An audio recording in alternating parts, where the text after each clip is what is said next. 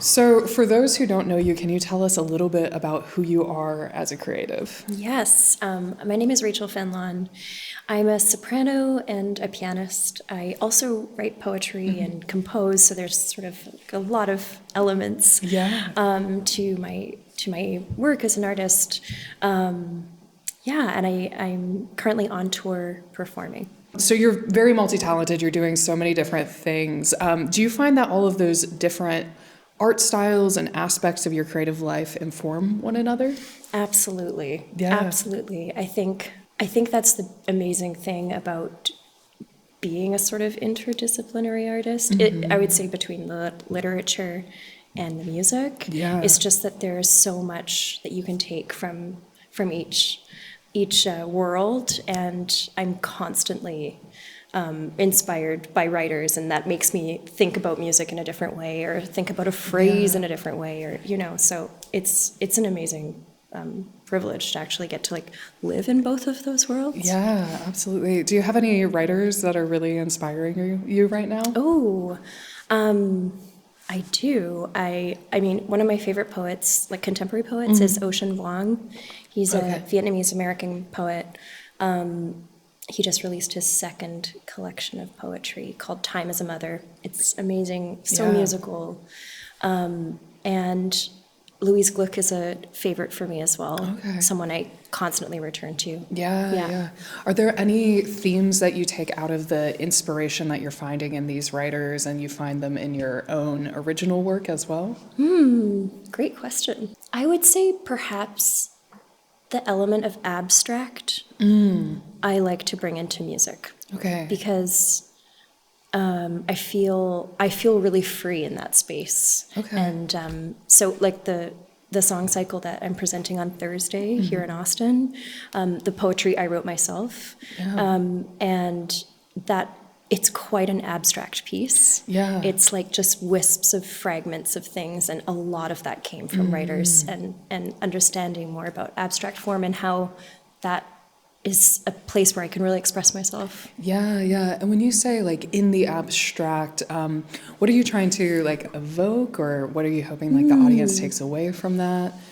I think it's a sense of freedom and possibility, because in an abstract space, there are no rules. There's not even really a form, and so it can allow your imagination to play. Yeah.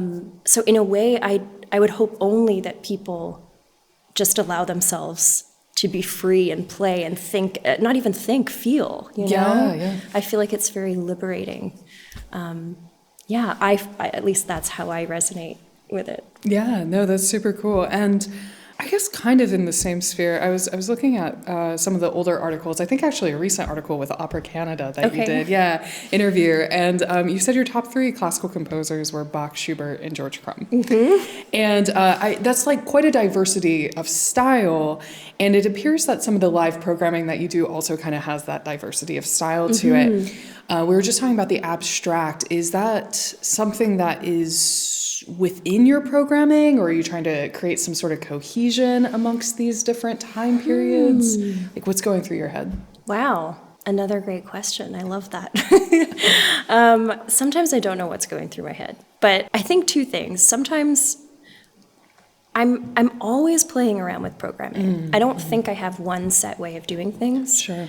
I think part of that is because I just love trying things and seeing, it's I have this thing, throw everything at the wall, see what sticks. Yeah. And it's the same in the concert hall. And so that's been my approach so far. And I would say, so sometimes, absolutely, I've carved programs where there's a harmonic pattern that's kind of making everything cohesive, and it's telling a little bit of a story in color, or again, pretty abstract. Sure, yeah. But then I do Winterreise of Schubert, and that's a story, and I love that story, and I love getting lost in that story. So I think I like playing with it all, actually. Yeah. Have you thrown anything together or thrown anything at the wall that you're I don't think this is going to work, and then you're wow, this is a great product. I'm shook. Ooh. Yeah. I did a recital program in Montreal in the fall, this fall. on tour at the Salle Bourgie, and they're doing like all of Schubert's songs, and they said, we would love to have you, but you can't do Winterreise because that's already taken. Okay. So they were like, choose something else. So I put together this program like a year ago, and the idea was Schubert song, Britten song, Schubert, and it was like bringing Schubert and Britten in conversation. Okay. And, you know, it was one of those things where I was like, I don't know if this is going to work. Yeah. And then I did it, and it was like, it felt like an aha moment for sure. Interesting. And it's one of those things, like so many things in performance, you have to do it live and feel it with the audience. Sure. To see if it works. And that for me felt like and I definitely want to do that program again. Yeah. And so many people afterwards were like, wow, it's because I did all Britten folk songs and then Schubert folkier Schubert songs. Yeah, and it was just this kind of folky program. Yeah, no, and it's like not something that you would attribute to either of them, I feel no, like. Actually, but no. That makes a lot of sense. But they both mastered that. Yeah, like absolutely. Yeah. Yeah. And talking about Schubert, you just had an album come out. Can you tell us a little bit about that and specifically you accompanying yourself? Yes. Yeah. So this is a dream project, like years in the making. I've been singing and accompanying myself for 9 years, and singing and playing for many more years, but together for 9. And I always knew that my debut album would be Schubert. Okay. And in the pandemic, I was living in the forest outside of Berlin, all by myself in a house that I'd moved to 1 month before the pandemic started, thinking, you know, I would get a little respite but still have a city life. And no, because everything shut down. And so I experienced in that time, like so many of us, like real isolation, loneliness. And I began learning a lot of music in that time, and one of the first scores I ordered was Winterreise, and I, you know, like so many things, I just thought, let's see, I don't even know why I bought it, because it's a cycle that's associated with men so much. So, and I bought it, and I remember still so vividly sitting at the piano and singing and playing it for myself, like late at night one night, and I had this feeling like, whoa, like this is so right. And then I really knew then I would record it. And then I took 2 years to learn it, and then toured it for a year, and then recorded it, and now I'm touring the album release. So I've performed it over 20 times, and so it's been with you for a while. It's been with me for a while, and it's been an amazing journey, because something people don't know about Winterreise is that Schubert himself sang and accompanied himself in the premiere of the first 12 songs. So it's really interesting, because I'm like, you feel really close to Schubert. And it makes so much sense the way he writes it. Yeah, it's been an incredible journey, and people resonate with it, and it's been really, really special. Yeah, and when you're accompanying yourself specifically with the Schubert pieces, do you feel like it's a more intimate experience? Or is there a different feeling between that versus if you had a pianist on stage with you? Yeah. Well, I mean, first of all, it's been a long time since I've sung with a pianist. Totally, yeah. But I would say the thing that I feel the most is I feel like there's no barrier between me and the music. It's like I just am the music, because there's no organization. There's no logistics. I mean, there are logistics, but if you practice enough, and it's sort of just, I don't know, I have this feeling, and one of the things I say to myself before I go on stage is like, become the music. Just become the music. And it really, like, you kind of just feel like you're in it. Yeah. So I would say that would be a difference. And I don't think I ever felt that as a singer, just standing and singing. Yeah, absolutely. And kind of moving towards your I guess most recent project, and correct me if I'm wrong, Sing Nature Alive, From My Insides. Can you tell us a little bit about this most recent project? And I know you mentioned that you also did the poetry for it. Yeah, absolutely. So Sing Nature is a total passion project. It's a 40-minute audio-visual piece for soprano, self-accompanied soprano, live electronics, piano, and visuals. And the work is essentially an expression of our love for nature and fear of climate change. I co-created it with Matthias McIntyre and Jamie McMillan, who's actually in the studio today. Shout out, Jamie. Shout out to Jamie. And we had this vision to add our voices to the climate crisis and sort of see how we can express ourselves in that space creatively. It's been an incredible journey, almost 6 years in the making now. We had the world premiere of it 2 years ago, and now we've just recorded a full-length art music film for it. And so Jamie is the director of the film, who's here, and he's going to be here on Thursday night as well for the recital. And Matthias is going to be here as well. And we're presenting this piece, and it's I would say it's like your 21st century song cycle. Like, what is that, right? It's electronics, it's the sounds of nature, it's also acoustic singing and playing, and it's so many things, and I'm incredibly proud of it. Is there anything that you hope that the audience takes away from the Sing Nature Alive as a whole? And then as the poet, is there like a line or a stanza that you really hope that the audience member latches onto?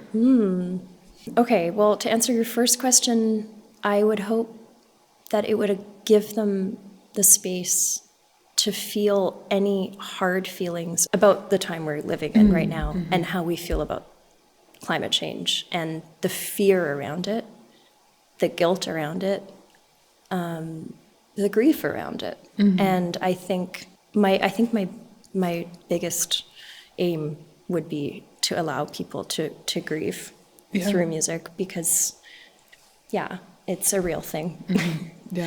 And often we've had performances where a lot of people will come backstage and be like, I just cried, and thank you for like letting me, because it's a difficult subject, because so often it's tied to action and change and protest, and all of those things are absolutely incredible and so important. And then I think art can do the emotional side, and I think it's just offering a space for those feelings. It's almost a bit of catharsis. I think so. And I think when we allow ourselves to feel things, we can actually be drawn to doing more about them, So, and then your second question, which is like an amazing question. What line or stanza? We are tired and weary, but sleep is for the dead, and my body urges me to champion the fortress of my tender dreams. Sing nature alive from my insides. That's beautiful. That's beautiful. For you, when you were writing it, what did that process look like?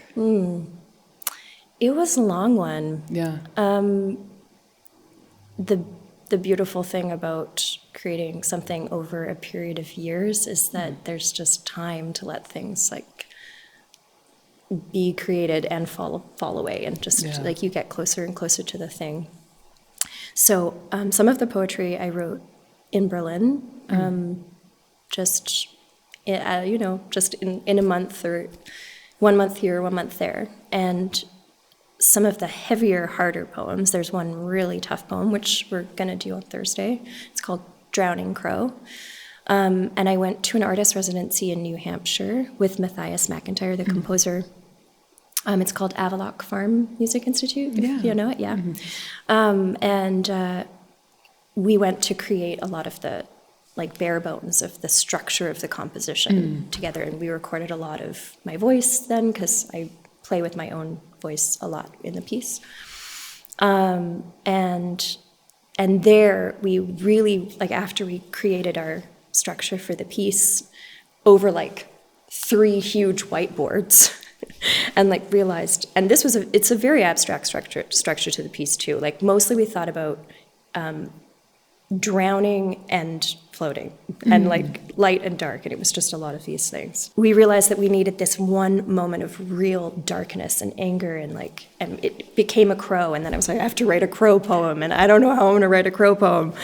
And we'd watched a bunch of like really intensely depressing, sad documentaries about climate change, and I like was just, it was just like living in that space. And then I went for a walk, and there's this, Avaloq is amazing, there's this Walt Whitman cottage where you can go and write poetry. Okay. And I went on a walk to that place, and I was like thinking and living with all of these feelings, and then I was like, I just had this like urge, I had the feeling, and then I created Crow, and I wrote the poem down in like 1 minute, and I ran back to the studio, and I handed it to Matthias, and I was like panting, and he's like, and then he read it, and he's like, it's the piece, it's it. And I mean, it's a crazy piece in the cycle. You'll hear it. It's all spoken word. Yeah. With a synth track, and then I'm like just working with electronics to get like louder and crazier, and so the creative process was nuts. It sounds like it, as all like multi-year projects end up being. Yeah. But so I just think that I've never had an experience like that with writing before. Yeah. Outside of South by Southwest, what's next for you as a creator? Or hope? What do you hope is next for you?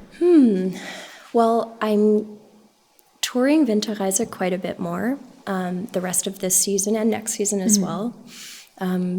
To tie in with my album release and just to give it a bit more of a life.